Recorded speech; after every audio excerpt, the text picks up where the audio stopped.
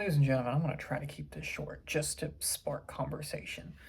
But I want to talk about the thing that I feel has plagued behavior analysis since the beginning. Its absolute foundations at the 7 Dimensions of Applied Behavior Analysis, published in the University of Kentucky in 1968. Okay, at its core foundation, the behavioral science, the actual practice and applicable principles that go to clients that we work with all the time have a flaw. Not because at the core the tenets are wrong, but because this obsession with the observable, this obsession with the things that we see, hear, I can empirically evaluate, test, measure, and observe, right? That is what behavior analysis is. That's why if you're an RBT, you take data. You take different types of data, but if we're observing behavior, you try to make sure there's observational validity, that everyone's got the same sort of mindset of what they're seeing, that they can determine that you are seeing, yes, exactly the same behavior, that it fits a certain topography or not, and that you can count it reliably between different observers. So there's inter-observer agreement. So, I count behavior because I observe it, and I'm measuring it, and it's all very empirical, right? There's nothing wrong with that. I feel like behavior analysis at its core has brought us further to really kind of understanding why we do what we do, why we behave like we behave. And that's awesome. But there's a problem, I feel, in its core application. This is my belief. What is that? Clinically, in clinical practice, what do BCBAs, QBAs, what do behavior analysts use when they're working with clients and pretty much rely solely on? That's the 4-term contingency. That's the motivating operation. The motivating operation is practically a signal of how strong a reinforcer, how weak a reinforcer is, or how strong a punisher is, or how weak a punisher is. And that motivating operation can be different things. You can habituate, you can starve, and even the terminology is strange. You can reduce the presence of a specific stimulus over a period of time, and thus it may make its value greater in the future. In a pure biological sense, starvation is one. If I starve an animal, it will increase the value of the consequence later. And that influences the antecedent's effect on a behavior because that antecedent signals the consequence, right? So this is a independent variable that I can influence and change behavior. And I can see it, observe it, measure it. The antecedent, I can see it, I can observe it, I can measure it. It has an influence on behavior. The consequence, I can see it, observe it, measure it, has an influence on behavior. All these things have influences within each other, but they all come back to that dependent variable, the behavior. Why is that important? Why is that what I'm talking about so much right now? Well, the reason that's so important is because these are not the only thing influencing behavior, but that is what is so often seen in clinical practice. That is what's so often seen being used by BCBAs and, being used as the instructional model for RBTs to implement plans. And to me, it's like this. It's lacking something. It's lacking something about our clients, a quality. And it's like a math function in a way.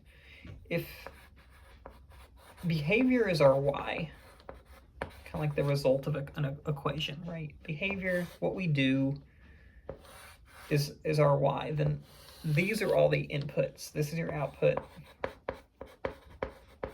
Well, these are my inputs, okay? I understand.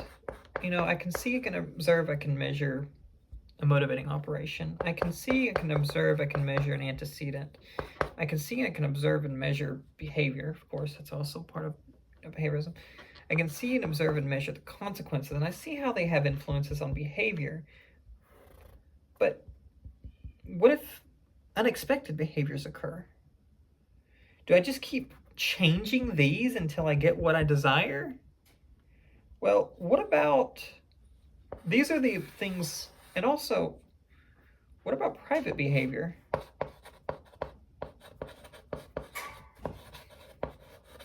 So I'm observing, I'm changing the observable inputs.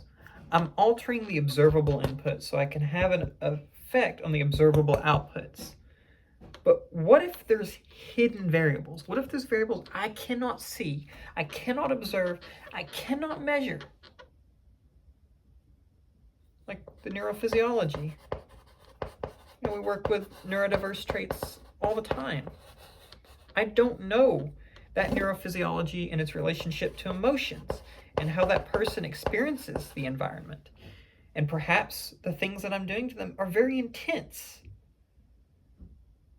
You know, perhaps I am getting my desired behavior, but what if privately we're having some adverse consequences? We're having anxiety, fear.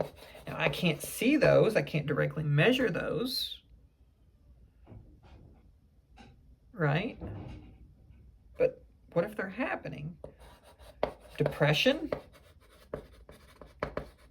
These don't always correlate.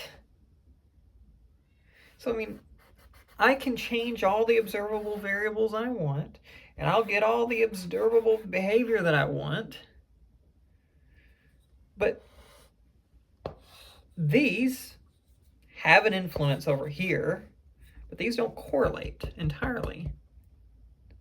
And what if at some future point we start seeing these because of my manipulation here? But I don't see, I'm writing all over this board, but my point is, we are controlling what we see to change what we see and observe. I'm controlling what I can see, observe, and measure to change what I can see, observe, and measure. That does not mean there is something I can't see, observe, and measure, and that my influence is also having a negative impact on what I can't see, observe, and measure. Because that's just as important. Because my human experience, right now, I'm sitting here, there's so many experiences in my head, so many thoughts that you can't see, observe, and measure. Some of those aren't great all the time. I have an anxiety disorder, so I present outwardly sometimes with behavior that is totally appropriate, totally socially okay, but internally might be having some struggles. But the contingencies have aligned that my behavior is appropriate, but they also may be in some way influencing negative, adversive, maladaptive private events that I can't see, measure, right? So the problem has been this forever. That's changing recently with developments in acceptance and commitment training and relational frame theory and really cool stuff that's coming from the field of behavior analysis. A much needed update. But that doesn't undo some of the trauma that this field has endured to people because of that lack of proper regard for the variables that may not always be easily changed and observed. Okay, so my point being, we can't see everything, we can't change, and we can't influence everything, but that doesn't mean no impact whatsoever. It's important to understand that this field has caused harm to people because we haven't given due regard to what we haven't seen. PTSD, high rates of PTSD among people who have gone through intense discriminative trial training, right? Anxiety disorders, a lot of the anecdotal experiences that people report. And there's not a lot of data in our field, particularly because we don't measure that data, because we can't see it, feel it. You get the point. This obsession with the observable while it may be scientifically appropriate, it is not humanly appropriate.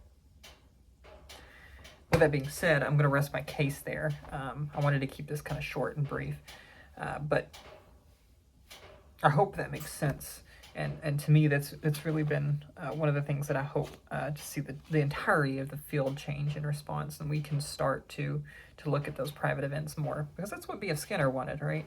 I don't feel like we've ever made a step in that direction with him, at least not to an extent that has really been applicable as a practice. So thank you. I appreciate your time. Bye-bye.